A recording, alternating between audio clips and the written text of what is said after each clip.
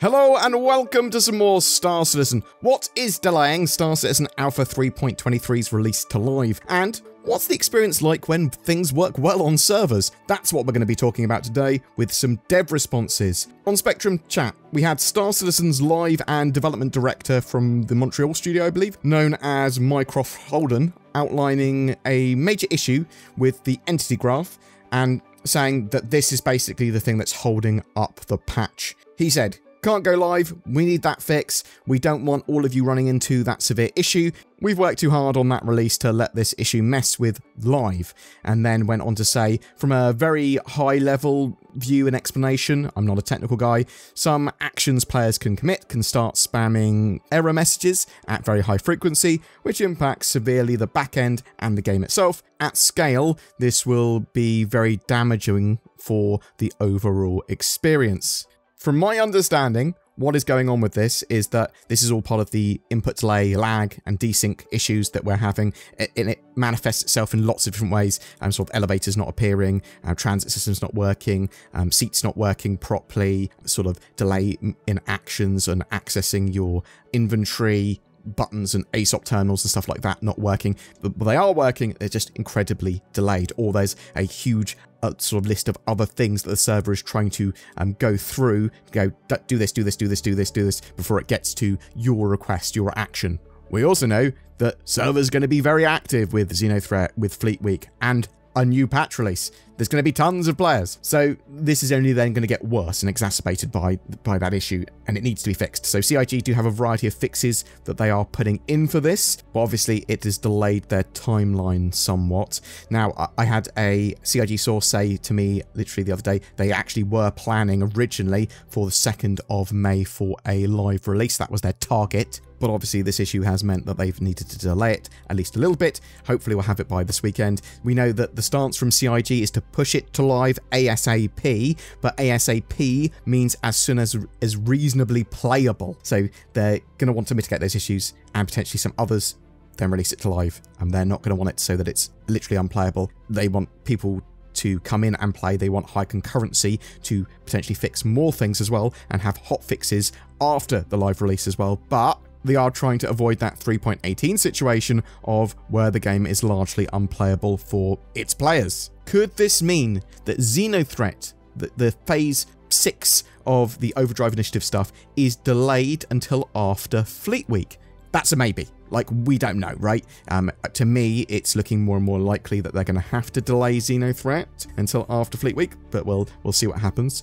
One of the things I do want to point out as well is that there is a really good praise thread and dev response talking about what happens when servers work well. So I saw a Spectrum post, "Hi FPS server, AI is awesome." So the OP, the original poster here, said, "Was fortunate enough to be on a 30 FPS server last night with 5 friends. We did an illegal DC mission, distribution center. The majority of us limped out with various T1 and T2 injuries, having fought through 60 plus guards that were on point. It was the most fun I've ever had in Star Citizen, paired with actually using ground vehicles for infiltrate and exfiltrate to avoid the distribution center defenses. 10 out of 10 experience. If servers performed like this consistently, I'd probably lose my job and family. Take your time, CIG." Zach Priest, one of the senior FPS systems designers at Cloud Imperium. I think he's kind of in charge of the FPS combat experience for Squadron and Star Citizen at the moment. Citation needed for that. But he replied to this: "We did a fair amount of work for Alpha 3.23 to get more playable FPS AI experiences on lower frame rates. It still struggles, but should overall be a step in the right direction. A lot of FPS AI fixes went into 3.23 as well, since it was the first release where I was able to validate, bug fix, and improve AI in the persistent universe whilst ensuring they were working in distribution centers. It's also why distribution center missions feel a lot better, as they use defend areas, traits, and a lot of the other bits that we showed off at CitizenCon.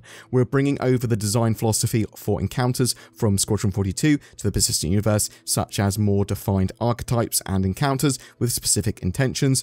Everyone doesn't have just a P4. Hopefully moving forward I can get in early enough to help shape the level design to have environments that are more suited to FPS combat, as the hard part of the persistent universe is balancing out its realistic environments with more combat focused sections. The FPS Horde mode in Arena Commander we're working on should allow people to see the AI's capabilities, which will be nice. I'm really looking forward to a FPS Horde mode. It's a PvE co-op experience in Arena Commander. Great.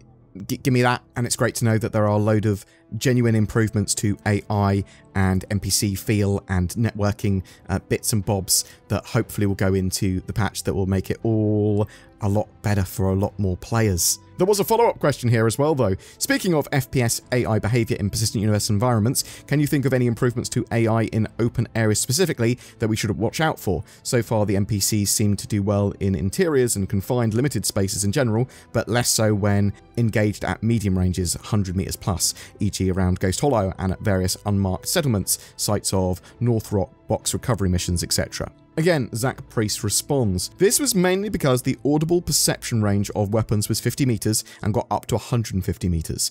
Suppressed audible range reduction got tweaked to make them way less Hollywood, which caused a lot of AI to not really be aware of the player. Since we don't have a combat manager that cheats player information, it can make them look a bit silly with suppressors, but creates a more grounded AI experience where they don't cheat your location. Outside areas should be better. So yeah, that's all I really wanted to talk about today.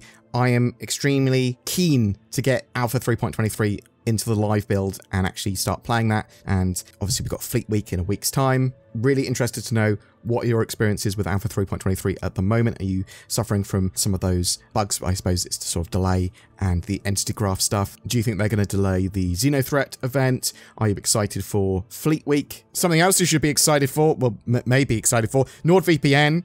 That's the best darn VPN that we've ever talked about on the channel. It allows you some accessibilities and better security and privatings. You can get it down in the links below. Click those links, nordvpn.com/BoredGamer. Oh, discount, NordVPN, the best. Also, something else that's pretty good, and it's extended by a few days, is the Tobii Eye Tracker sale. It's on sale until the 20th of May now. You can use your eyes and your head for some really high precision, natively supported tracking in Star Citizen. Links below for that. And tell me about what you think in the comments below about 3.23 and Star Citizen in general and all the other things in the world. I'd love to hear from you.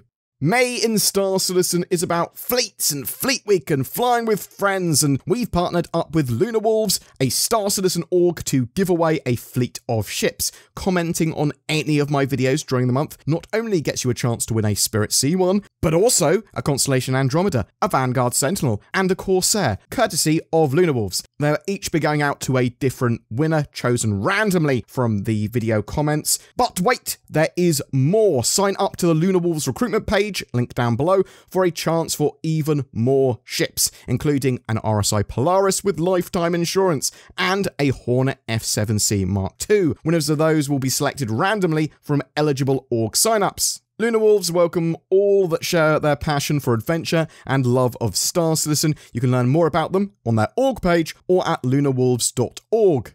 If you would like to further support our channel, please like, subscribe, comment, share these videos. And if you'd like to go the extra mile, and I would love you to, please consider becoming a Patreon or clicking that join button under my videos. It goes a huge way in allowing us to make daily content and keep the channel going. You'll get some exclusive content from that as well. Anytime Zin and I can actually put it out, as well as help evolve the channel with polls and suggestions and that sort of stuff. Thank you so much for watching to the end, and have a great May. It's going to be a good one.